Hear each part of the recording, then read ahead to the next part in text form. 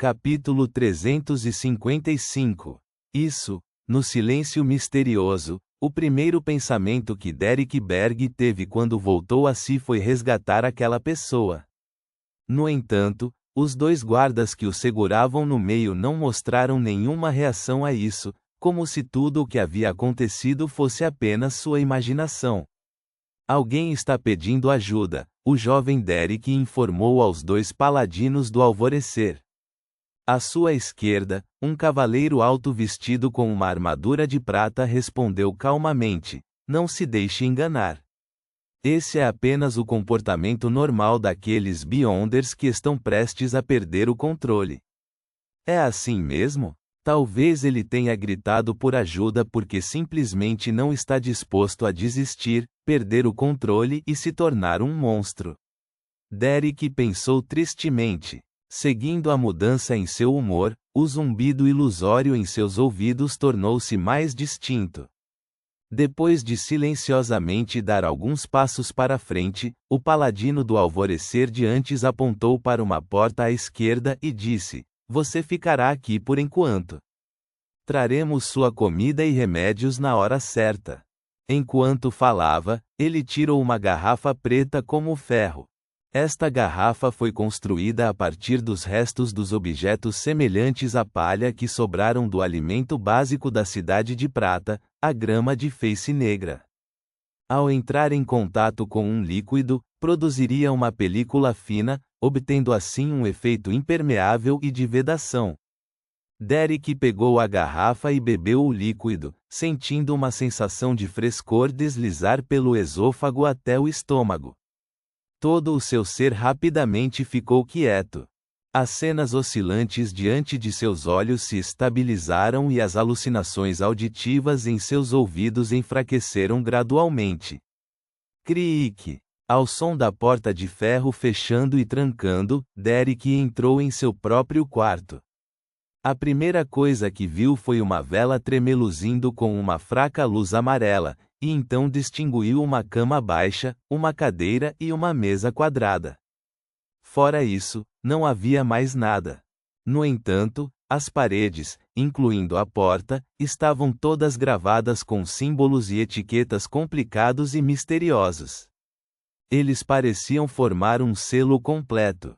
As emoções de Derek também foram suprimidas pelo remédio. Ele se sentou na cama sem o menor sinal de curiosidade antes de se deitar. Após um período de tempo desconhecido, de repente ouviu o som de alguém batendo em sua porta. No entanto, isso não veio de fora de seu quarto, mas de sua cela vizinha.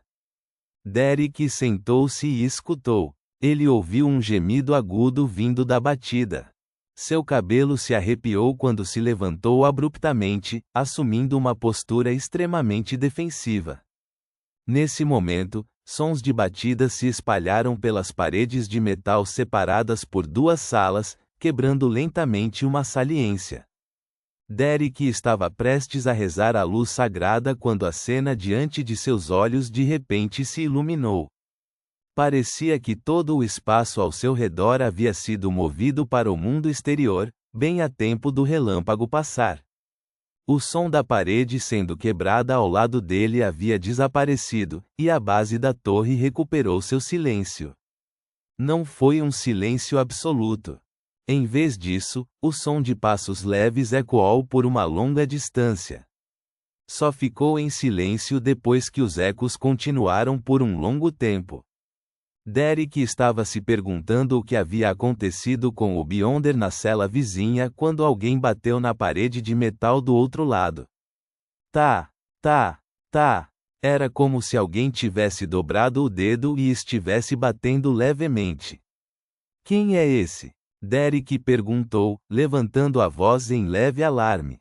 As batidas pararam imediatamente e, após alguns segundos, uma voz profunda, mas bastante antiga, foi transmitida fracamente.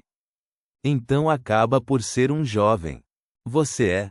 Vendo que a outra pessoa poderia se comunicar racionalmente, Derek encostou-se na parede e pressionou o ouvido contra o metal frio.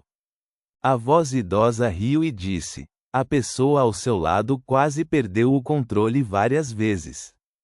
Ele finalmente não pôde ser salvo hoje. Ele perdeu completamente o controle?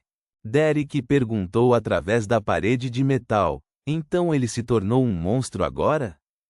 Não, não um monstro, mas um cadáver. Ele foi liquidado pelo item selado aqui. A voz idosa suspirou. Estou aqui há 42 anos. Sim, esses guardas me disseram que já viram muitos incidentes semelhantes. Derek ficou surpreso e voltou com uma pergunta. Você está aqui há 42 anos? Normalmente falando, perder o controle pode ser dividido em 3 estágios. O primeiro estágio era sinais de alerta, como alucinações auditivas e visuais. No segundo estágio, o corpo e a mente da pessoa já estavam fora de controle e, de tempos em tempos, apresentavam estados assustadores ou estranhos. Quanto ao terceiro estágio, era um colapso total, transformando o descontrolado em um monstro aterrorizante.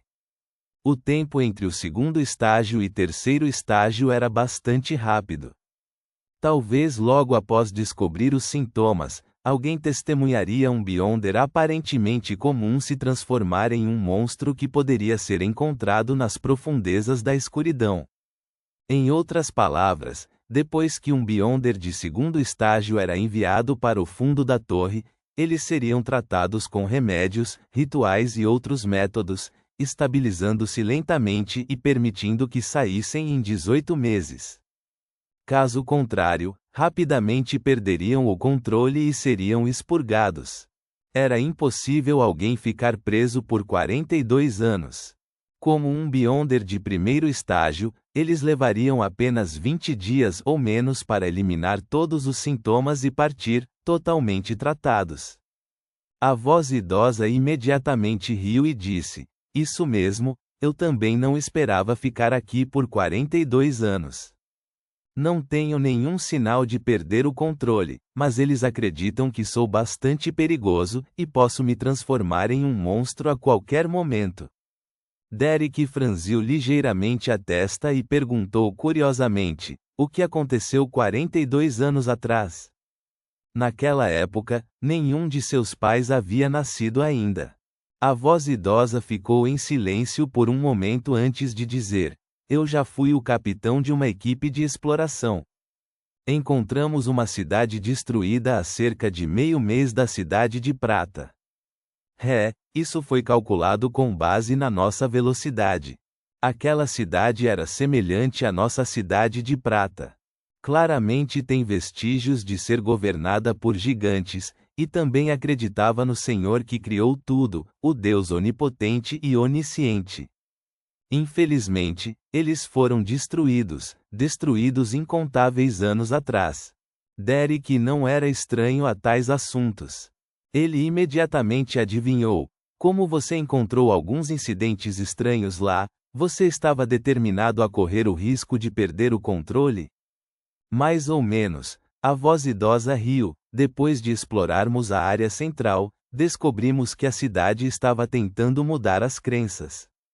Eles criaram divindades que imaginaram que os salvariam.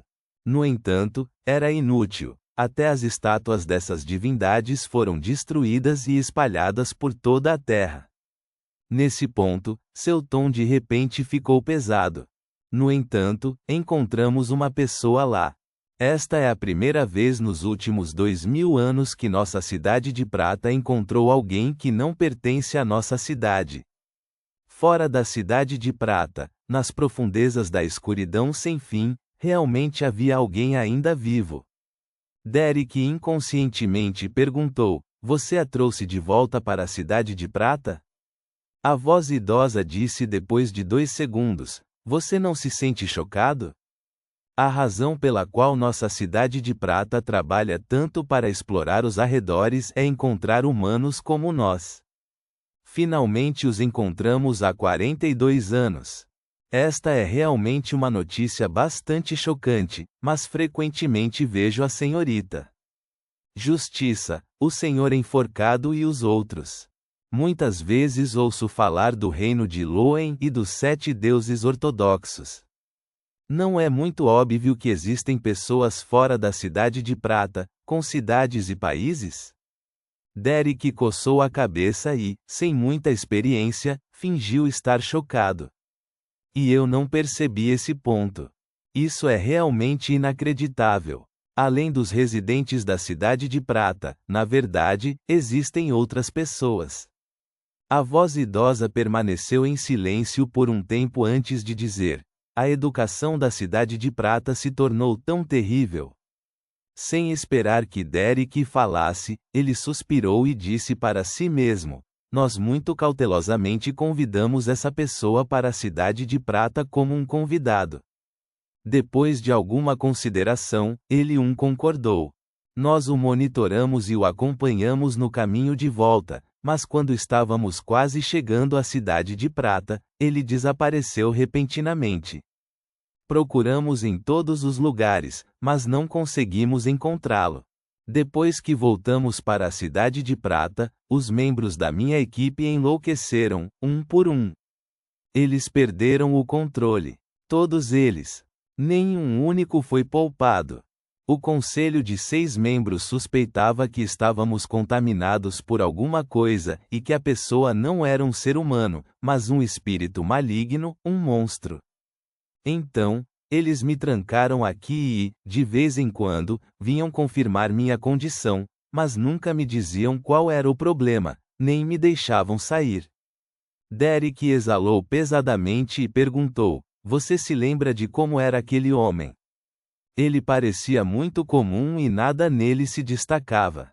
Ele estava vestido como nós e, exceto por eu lembrar que ele era um homem, não consigo me lembrar como ele era.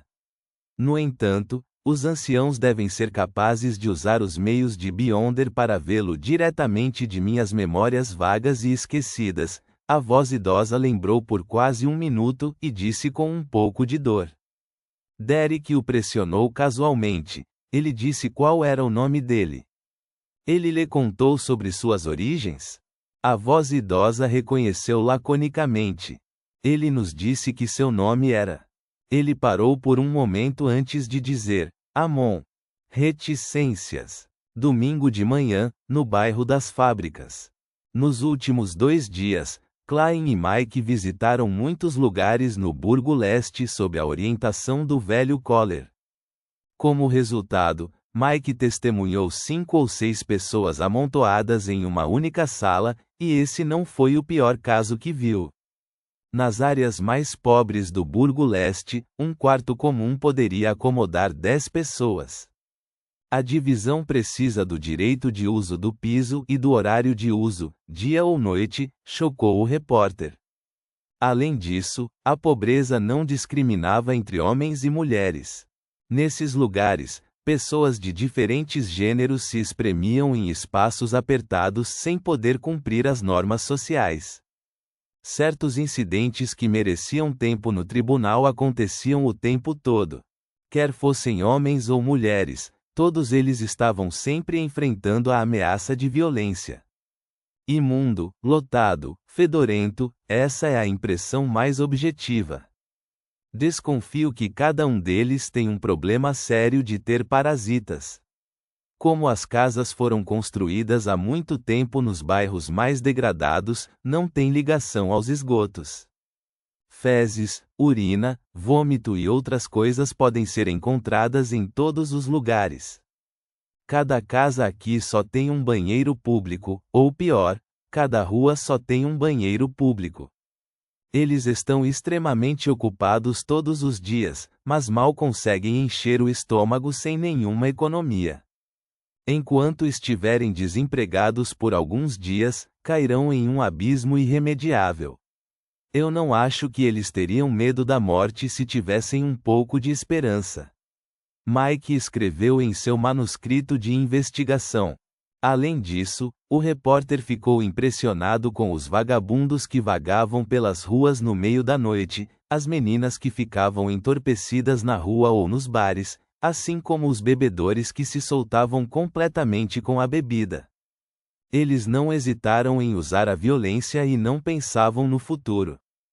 Tudo isso deixou uma profunda impressão neste repórter. Ele foi ficando cada vez mais silencioso. Ponto.